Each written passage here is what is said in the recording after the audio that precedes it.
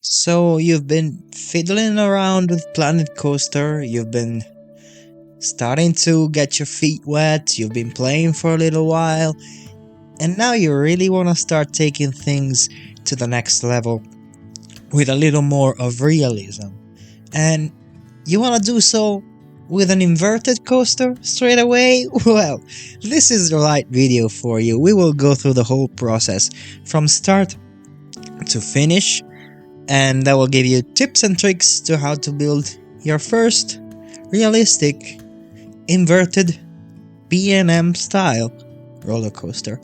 Let's get right into it, shall we? This is the model that you want to use. It's called Rival. Rival is the one that's closest to the actual B&M roller coaster in terms of trains and in terms of the track. The looks, I think it's based off of that. So the first thing I want to do here is go into the back of the coaster here, to the final part. I want to have drive tires that are going to push the train forward. Then I'm going to have a block section from from the station to the outside. So drive tires, block section, and brakes. These are the three main elements that you want to have, and the order in which you want to have them in order to be able to run multiple trains.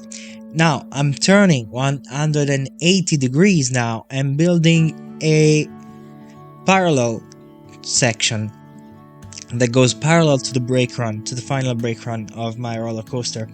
And this is gonna come in handy very soon when we will be building the station, and when we will be building the maintenance area. For the track that's parallel to the brake section, I'm using drive tires, and these will come in handy in a while when we are about to build these. Just know that I made this beforehand because I want to have this as straight as possible. You want to have this as straight as possible. We're gonna go back to this in a second. Now it's time to build the actual layout, and I'm starting with some drive tires.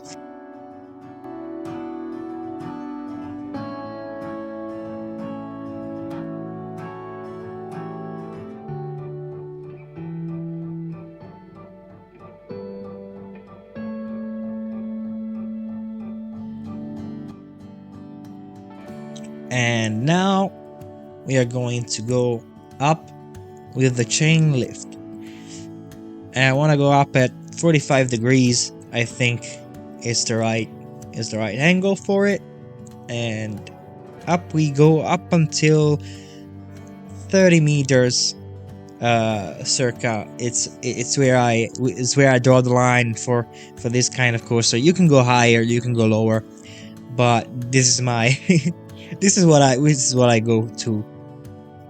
Okay, now that we're up here is probably the right time to think about what makes a B&M inverted roller coaster a B&M inverted roller coaster. Like, what are the elements that are most common on them, and what are the essential elements that we're gonna have to replicate the B&M experience? Now, first of all, their rides are very smooth. They have different kind of inversions. They occupy a relatively small space. They are very comfortable. They are able to run multiple trains. Transitions, as I said before, are really smooth. And we are gonna have to have some near misses with the environment, be it trees, the station itself, or the ground. So these 7 elements are the things that we're gonna try to incorporate in our build. So let's start with the main drop, go down and see what we can do. Okay, let's go down. I started at 56 degrees and now I'm smoothing it out. And we have a near miss now with the ground. Look at that. People are exploding. Okay, now, first inversion. Let's have a standing normal loop, vertical loop. Let's adjust its size so we have enough speed for the trains to clear it. I think this should be enough. And let's smooth out the first section, the first drop. Trying to have the smoothest ride possible. And okay, now after the vertical drop, I want to have another inversion back to back, as you saw in the POVs earlier. These things do not hold back, so let's have an inclined loop to diversify our inversions. And I want to have it a little smaller than the first one, so with the speed that we lose, we are still able to go around it.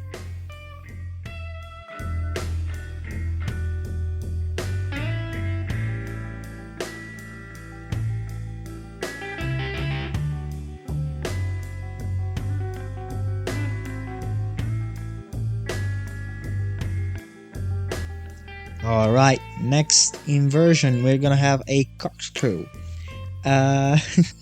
right off the bat, inversions. This entry is a corkscrew entry left, and right after that, I don't really want to go. Oh, this is cool. Midsection right. This looks cool, and it feels smooth from the outside.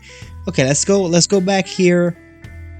With the final part of that corkscrew, because now I think it's time to start thinking about coming back to the station. We have a little turnaround here. Go back to level terrain and smooth out this turn here. Okay, now from here, let's have another inversion, shall we?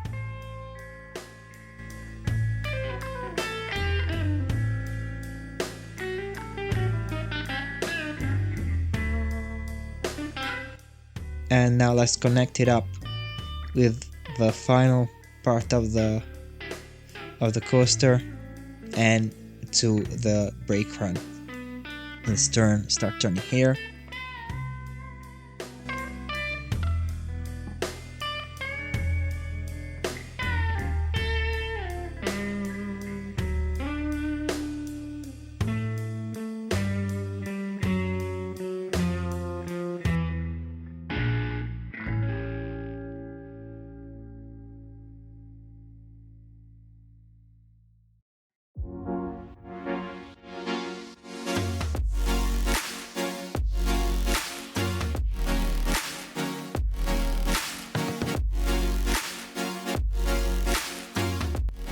Alright, now that we have our layout complete, it's time to think about the maintenance area.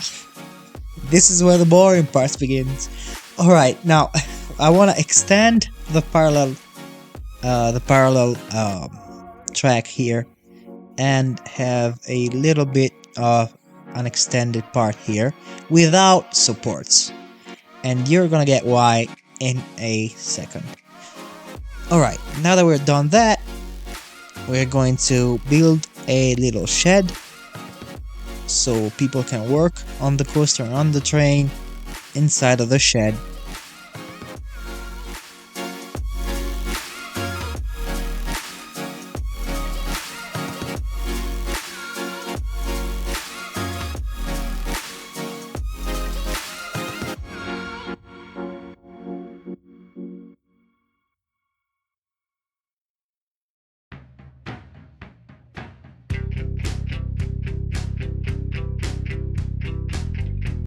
I'm having a brown roof for this.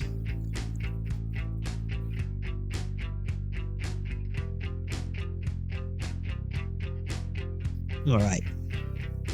Nice and easy. Not too much. That's all we need, actually. And now, from here, what I want to do is go to framework and actually make the supports ourselves using coaster support large. This one, and I'm going to rotate it so that it's parallel to the wall of the shed, and now I'm going to place it in position, and the position I'm going to place it in is right over the roller coaster tracks that we have inside of the shed, and that we built without any support, because this is where the track would be hung. Basically, it would be hung inside of the shed, so no need for extra supports. The supports in game would be too much. Alright, now what I want to do now is go to settings, and here disable all collisions. Now that we've done that, I'm going to still into framework, and I'm going to get this coaster support large connector. Now what I'm gonna do with this is connect the supports that we just built with the coaster itself, so that it looks a little bit more realistic. Now let's have this as parallel as we can to the tracks, place it in position, turn it maybe a little more so it's as parallel as possible. Okay, let's move it, switch it up until it's precise. I'm using the cross sections of the track for reference to see how aligned that would be.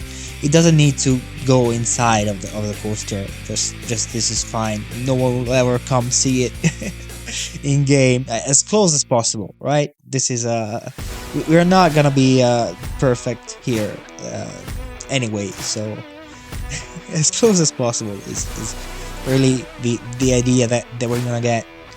Now let's have one for each support.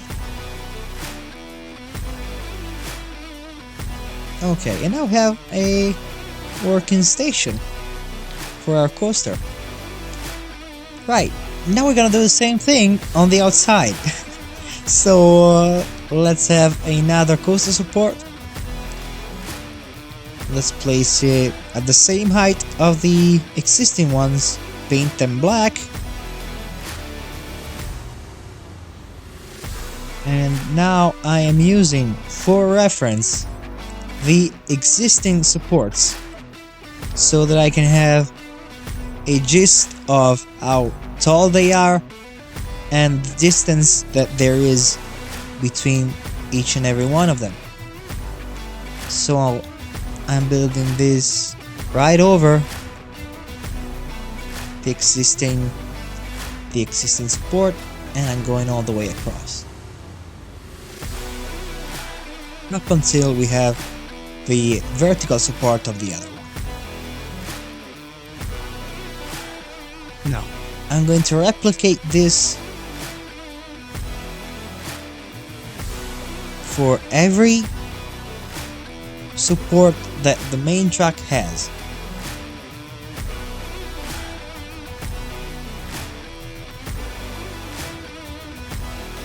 So in this instance there's 3 during the section, and 3 is how many we're going to build.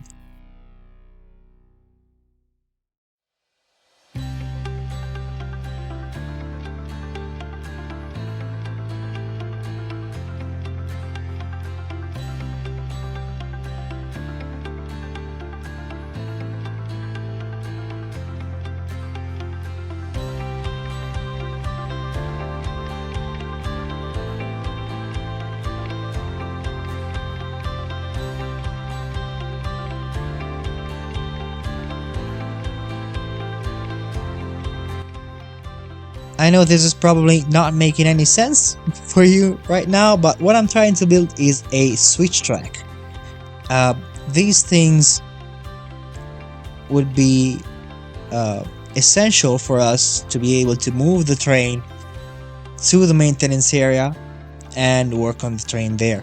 Basically, the track would slide on the switch track, go left so that we can work on it, and so that the train can come back into the shed. Now what I'm building here that I did using squares, you can use basic shapes. You can use the basic cube shape to replicate those and paint them gray, so you have a base for this vertical supports that I'm gonna build here. And obviously I'm gonna do them for every support that we have. So there's 3 of them. 1, 2,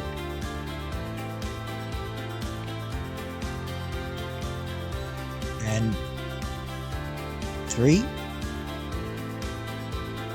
I'm trying to be as precise as possible.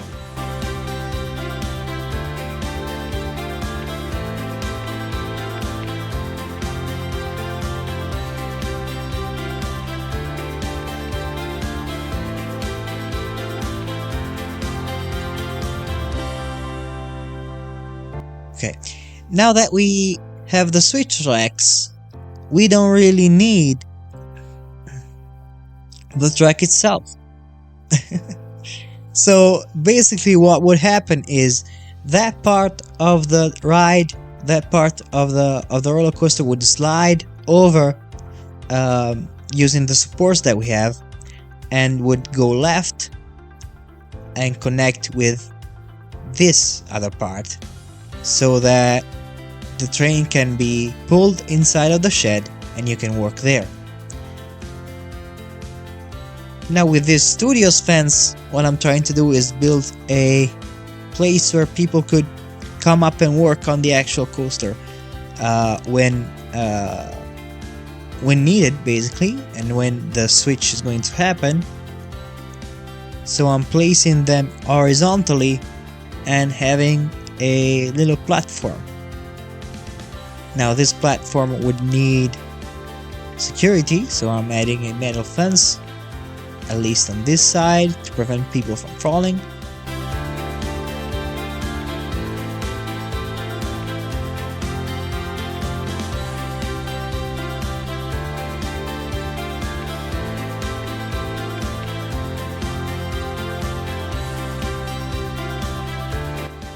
And now using a iron girder here, I'm going to make myself some stairs.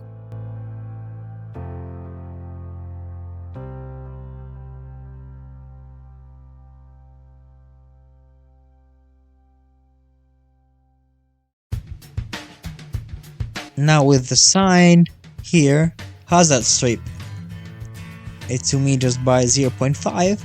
These are gonna be our steps. So I'm going to place them, one here, one up there, trying to mimic a stair.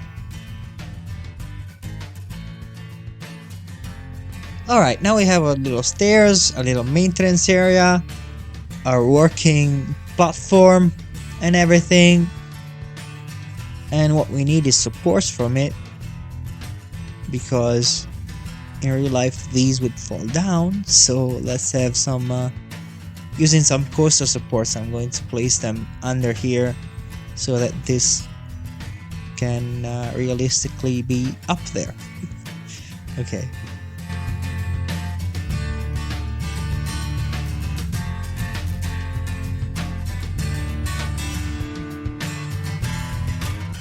Nice, very nice. I really like how it turned out. I really like this area. With basic shapes and basic elements of the game, we were able to build something that the game does not account for in its basic gameplay and in its basic form. We were able to bend the game to do our will and have a kind of a working station and a switch track position for our inverted coaster. That's what I like doing in this kind of games, bending them to my own will. Okay, Alright, now I have made the station behind the scenes, and I have colored the track as well as added security to the whole area. I didn't want to make this video too long, so I built a station by myself, and it's really a basic station. Some walls and some pillars horizontally to add some shading, and I've painted it light blue, which I think is really great and will fit with the theme that we're gonna have, which is a California beach theme. So we now have two trains running at the same time on the track, and that is thanks to the block sections that we have on the track. There's one at the top of the lift hill that the game places there by its own. It's automatically placed there, and the one that we placed before the breaking point at the end of our run. Now, time to add a little vegetation, a little theming to the area with these palm trees and everything like it that would really give us the California vibe that we're looking for.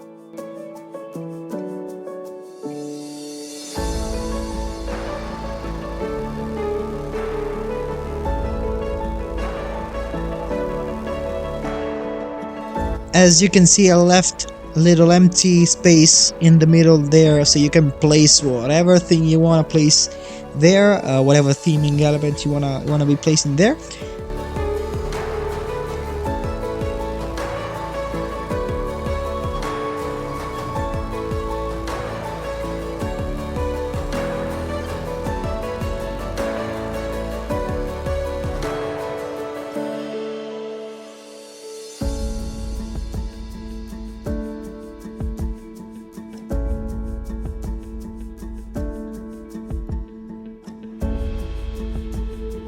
Malibu Rush is the name of the coaster that I chose, and please subscribe to the channel if you're still there watching. You made it this far, you might as well, right?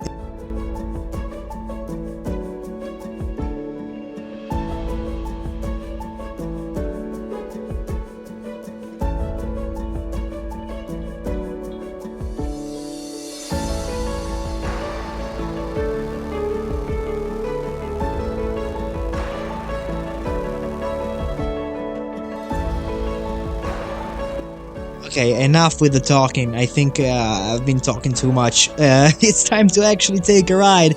We're gonna have one ride in the daytime, one ride in the nighttime. I hope you found this video helpful, and I'll see you guys next time. Have a great day. Bye!